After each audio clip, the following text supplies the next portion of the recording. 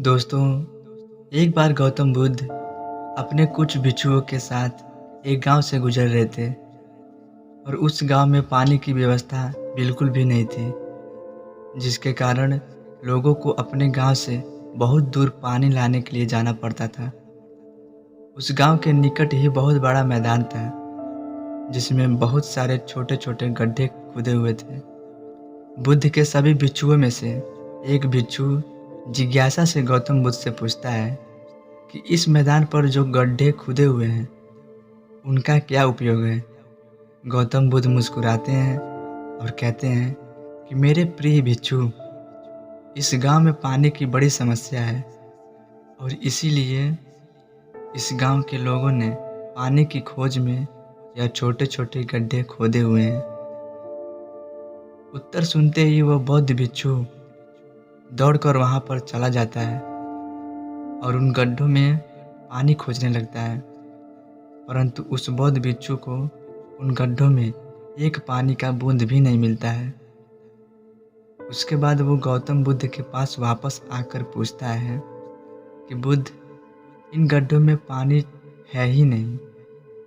उसके बाद गौतम बुद्ध मुस्कुराते हैं और अपने भिक्षु से कहते हैं कि प्रिय भिक्षु, क्या तुम्हें वहाँ दूर लोगों की जाती हुई भीड़ दिख रही है? इस पर बौद्ध भिक्षु कहता है, हाँ, मैं देख रहा हूँ। इसके बाद बुद्ध कहते हैं कि वे सभी लोग इस गांव से बहुत दूर एक नदी है, वहाँ पर से पानी लेने के लिए जा रहे हैं। उसके बाद भिक्षु बुद्ध से पूछता है कि बुद्ध, क्या इस गांव के आसपास के ज़मीनों में पानी बिल्कुल भी नहीं है?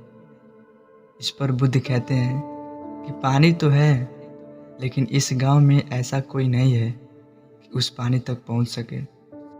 इसके बाद बौद्ध भिक्षु कहता है कि मैं कुछ समझा नहीं। इसके बाद बुद्ध कहते हैं कि क्या तुम इस मैदान पर खुदे हुए गड्ढे देख रहे हो? इस मैदान पर खुदे हुए गड्ढे, यह सभी गड्ढे पानी की खोज में खुदे हुए हैं, लेकिन एक भी गड्ढे से पानी प्राप्त नहीं हुआ है। जानते हो क्यों? क्योंकि परिश्रम तो किया गया, लेकिन सही दिशा में नहीं किया गया। अगर ये सब गांव वाले अलग अलग 100 गड्ढे खोदने के बजाय सिर्फ एक ही गड्ढे को 100 गड्ढों के बराबर खोदते, तो ये सब गांव वाले पानी तक अवश्य पहुंच जाते।